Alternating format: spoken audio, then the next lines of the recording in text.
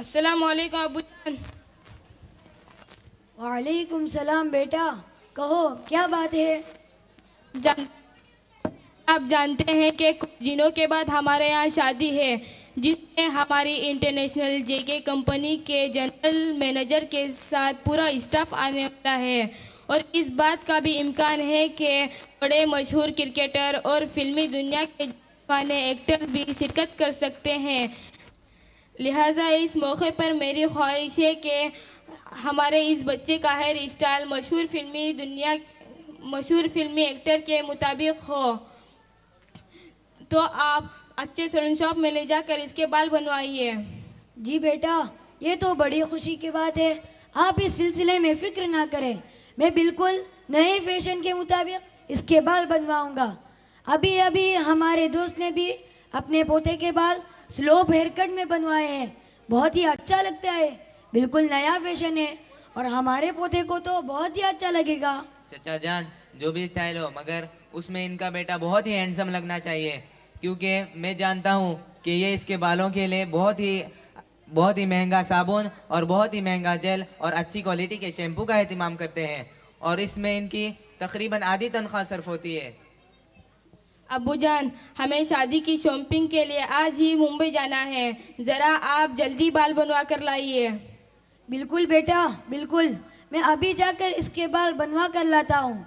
मैं तो इसके बाल इस अंदाज में बनवाऊंगा कि सब देखते ही रह जाएंगे। आओ बेटा, सलून शॉप में जाएंगे। अस्सलाम वालेकुम चचा मियाँ। वालेकुम सलाम प्यारे बच्चों। खैरियत से हो? अल्हम्दुलिल्लाह, अल्लाह का फजल है, सब कुछ ठीक चल रहा है। चचा जान, इस तेज धूप में कहाँ जा रहे हो? बड़ी जल्दी में नजर आ रहे हो। क्या बताऊं बेटा, घर में शादी करीब है और ढेर सारा काम बाकी है, और अभी तक इसके बाल बनवाए नहीं गए हैं। और इसके बाल बनवाने का बड़ा नाजुक मसला है। शहर के मशहूर सैलून शॉप में जा रहा हूँ, वहाँ पर हर वक्त भीड़ रहती है, इसलिए मैंने पहले ही से फ़ोन के ज़रिए अपना नंबर निकाल चुका हूँ, और इसके बाल बनवाने में लगभग 3-4 घंटे लगते हैं। चचा जान, आखिर ऐसी कौन सी कटिंग बनवाने जा रहे हो कि जिसके लिए 3-4 घंटे दरकार है? अरे बेटा, वो है ना, कुछ इस तरफ से कटवा दिया और कुछ इस तरफ से निकाल दिया और दरमियान में बालों को लंबा छोड़ दिया। बेटा, इस तरह से बाल बनवाने को क्या कहते हैं? दादा जान, उसको स्लोप कटिंग कहते हैं, और वो ऐसी कटिंग है जिसको करने से बाल खड़े ही रह जाते हैं, और जब मैं पप्पा की गाड़ी में बैठता हूँ तो बाल लहराने लगते हैं। शाह बेटा, मैं तो घर में पर्स भूल कर आया हूँ, ज़रा पापा को फ़ोन करता हूँ और पर्स मंगवाता हूँ। पर्स मंगवाने की ज़रूरत है, ये तो डिजिटल इंडिया है। आपके पास फ़ोन पे, गूगल पे और पेटीएम है ना, और इसके अलावा हर दुकान में स्कैनर है ना, तो फिर पर्स मंगवाने की क्या ज़रूरत है? अरे बेटा, बाल बनवाने के बाद हमें पापा के साथ मुंबई शादी की शॉपिंग करने जाना है। वहाँ पर फ़ोन पे, गूगल पे, पेटीएम सब काम आएंगे। इधर पूरा खाली करेंगे तो उधर जाकर फिर क्या करेंगे? क्या खाक छानेंगे? अगर ऐसी बात है तो मैं आपके गूगल पे, फ़ोन पे और पेटीएम का भरपूर फ़ायदा उठाऊंगा। ये ठीक है। हेलो बेटा। जी अब्बूजान। मैं तो घर में पर्स भूल कर आया हूँ, ज़रा मोहम्मद वाजिद के हाथ से भेज देना। ठीक है अब्बूजान। अच्छा, आपने पर्स कहाँ पर रखी है? तकिए के नीचे है। अभी भेज देता हूँ। अच्छा, आप इस वक्त कहाँ पर हैं? मैं कैसर बाग के चौराहे पर हूँ। ठीक है। चचा जान, ये प्यारा बच्चा कौन है और इसका नाम क्या है? अरे बेटा, इसका नाम खालिद है और ये मेरा सबसे लाडला पोता है। बड़े अरमानों के बाद मुझे सिर्फ 2 ही पोते हुए हैं। आपके 2 पोते हैं? माशाल्लाह माशाल्लाह। एक तो ये रहा, लेकिन दूसरा नजर नहीं आ रहा। वो तो बस अभी रास्ते पर ही होगा, थोड़ी ही देर में इधर ही आने वाला है। अस्सलाम वालेकुम चचा जान। वालेकुम सलाम। शमशुद्दीन भाई, आपने यहाँ आने की जहमत क्यों गवारा की? एक फ़ोन कर देते तो काम हो जाता, या फिर मैं खुद आ जाता। वाह वाह, अरे अरे, वाह वाह, क्या बात कही तुमने। आपका फ़ोन ठिकाने पे है या नहीं? कई दिनों से मैं आपको फ़ोन कर रहा हूँ, मगर आप हैं कि न फ़ोन उठाते हैं और न जवाब देते हैं। ऐसा ऐसा सब ऑर्डर मत ले आओ। क्या है इनको बता दो, मैं तो चला। शमशुद्दीन भाई रुकिए रुकिए, गुस्सा होने की बात नहीं है, रुकिए रुकिए। अब मैं रुकने वाला नहीं। चचा जान, हमें इधर उधर के बहुत सारे ऑर्डर मिलते हैं। आपकी वजह से नए ऑर्डर ना हम ले पा रहे हैं और ना हम छोड़ पा रहे हैं। भाई साहब, उनका गुस्से में आना भी वजह है, इसलिए कि वो आपको कई दिनों से फ़ोन कर रहे हैं, मगर आप हैं क्या कुछ जवाब ही नहीं दे रहे हैं। अच्छा वो सब छोड़िए, अब आप बताइए कि हमें कब आना है और क्या क्या आइटम तैयार करने हैं। शायद आपके यहाँ मेरे अंदाजे के मुताबिक 5 क्विंटल मटन, 2 क्विंटल चिकन और 1 क्विंटल इसवन की बिरयानी पकानी होगी। अस्सलामुअलैकुम दानिश भाई। वालेकुम सलाम अवान भाई। भाई साहब, आजकल आप हमारे यहाँ नहीं आ रहे हैं, क्या ऑर्डर मिल रहे हैं या नहीं? ऑर्डर तो बहुत है, लेकिन पूरा बाहर के कुमटा, मनकी, हुन्नावर वगैरह। भाई दानिश भाई, ये कौन साहब है? ये तो सुपरमार्केट के ओनर हैं। माशाल्लाह पूरे कर्नाटक में इनकी बड़ी बड़ी सुपरमार्केट चलती है और ये शादी वगैरह में भी बड़ी रियायत करते हैं। तब तो हमारी शादी का पूरा सामान इन्हीं की सुपरमार्केट से खरीदूंगा। भाई साहब, कीमत के सिलसिले में हमारी कुछ रियायत कीजिएगा। जरूर चचा जान, एक मर्तबा खिदमत का मौका दे कर तो देखिए। ज़रूर भाई साहब, ज़रूर। अच्छा अब हम चलते हैं।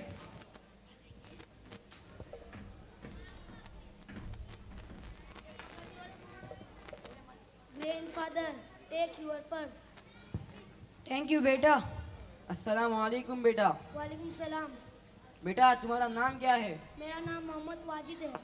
बेटा तुमने ये क्या पहन रखा है? ये शॉर्ट चड्डा है।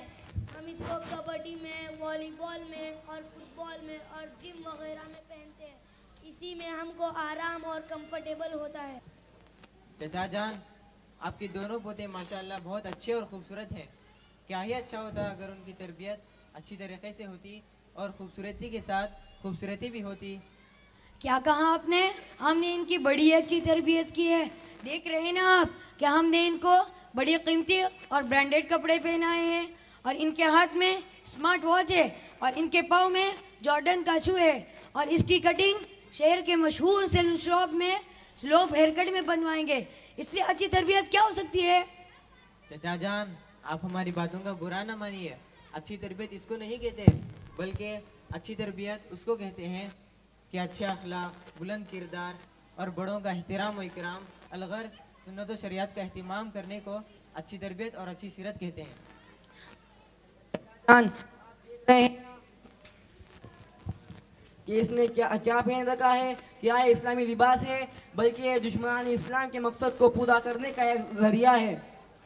अल्लाह उसके रसूल की दुश्मनी में हमारे जवानों को दीन से दूर रखने के लिए नित नए नए तरीक़ा अपना रहे हैं और रात दिन इसी फिक्र में हैं कि इस नई नस्ल को सुन्नत नबी से बेदार करने के लिए हर साल एक नए फैशन को मंजर आम पर लाएं और इस नई नस्ल को बलि का बकरा बनाएं। और एक हमारे सीधे साधे जवान, अल्लाह उनको हिदायत दे जो इस फैशन में अंधे बनकर इस गहरे कुएं में गिर रहे हैं और उनके फैशन को तहजीब के तौर पर सुन्नत के मुकाबले में अपना कर खुश हो रहे हैं। और अभी इस बच्चे के कटिंग के बारे में इसके अपना इरादा जाहिर करके हद पार कर दी। जवान तो जवान, पुराना बुजुर्ग भी नया तरीका अपना रहा है। होना तो ये चाहिए था कि हमारे जवान और बुजुर्ग नमाज और रोज़े की तरह लिबास और बाल बनाने में शरीयत का लिहाज करके अल्लाह और उसके रसूल को राज़ी करने की फिक्र करते तो क्या ये अच्छा होता। क्या अच्छा लिबास और बालों की कटिंग के ताल्लुक से शरीयत में भी तालीम दी गई है? हाँ बिल्कुल। हमारी शरीयत तो एक मुकम्मल ज़ाबिते हयात है। बच्चे के पैदा होने से लेकर उसको दफनाने तक और दिन की शुरुआत से लेकर और रात में बिस्तर तक जाने तक हर चीज़ में हमारी शरीयत ने रहनुमाई की है। शरीयत में लिबास के ताल्लुक से और भी कुछ बताइए।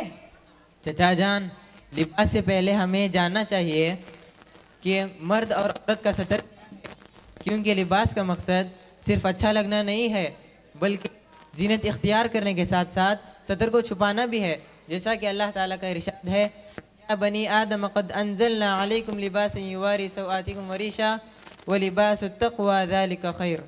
इस आयत में साफ साफ बताया गया है कि लिबास का मकसद साथ साथ सतर को छुपाना भी है।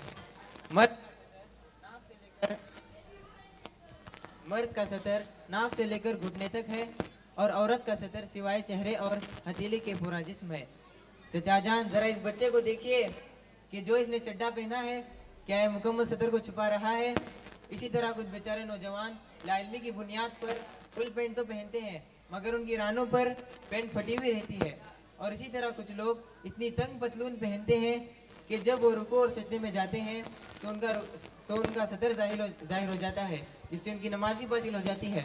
और इसी तरह कुछ बेचारे नौजवान अपनी इज़ार या लुंगी को टखने से नीचे लटकाते हैं, जबकि हदीस में फरमाया गया, मा अस्फल इलल काबैन मिनल इदार फहुवा फिन्नार, कि जो भी शख्स अपनी इज़ार या लुंगी को टखने से नीचे लटकाएगा उसका उतना हिस्सा ज़रूर जहन्नम में जलेगा।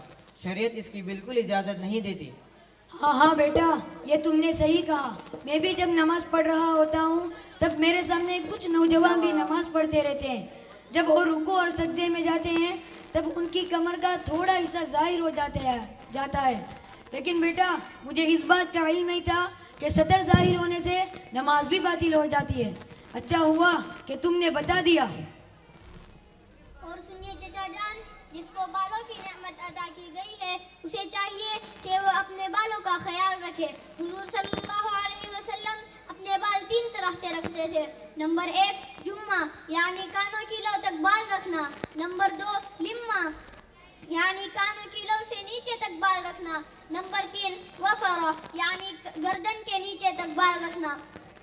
लेकिन आजकल जो फैशन चल रहा है कि कुछ इस तरफ से निकाल दिया और कुछ इस तरफ से और दरमियान में बालों को लंबा छोड़ दिया, जिसे स्लोप हेयर कट कहते हैं। इसके ताल्लुक से हदीस में सख्त ममानियत है और उसे क़ज़ा कहा गया है। हुजूर सल्लल्लाहु अलैहि वसल्लम ने जिसे सख्ती से मना फरमाया है। मुत्तफ़क़ुन अलैहि रिवायत है, नहा रसूलुल्लाह सल्लल्लाहु अलैहि वसल्लम अनिल क़ज़ा। यानी तो हमें चाहिए कि हम सुन्नत के मुकाबले में फैशन को तरजीह न दें, बल्कि फैशन के मुकाबले में सुन्नत को तरजीह दें। हुजूर सल्लल्लाहु अलैहि वसल्लम का इरशाद है, मन अहया सुन्नती फ़क़द अहब्बनी व मन अहब्बनी कान मअया फिल जन्नह। यानी जो लोग हुजूर सल्लल्लाहु अलैहि वसल्लम की सुन्नत को जिंदा करेंगे वो लोग हुजूर सल्लल्लाहु अलैहि वसल्लम के साथ जन्नत में रहेंगे। इंशाअल्लाह ज़रूर। शरीयत में बालों और लिबास के ताल्लुक से मुझे अच्छी तालीम दी गई है, हमें इसकी खबर ही नहीं थी। अच्छा हुआ कि आपसे मुलाकात हो गई और बालों और लिबास के ताल्लुक से हमारी सही रहनुमाई फरमाई। अल्लाह आपको जज़ाए खैर अता फरमाए और हमें फैशन के मुकाबले में सुन्नत और शरीयत पर अमल करने की तौफीक अता फरमाए।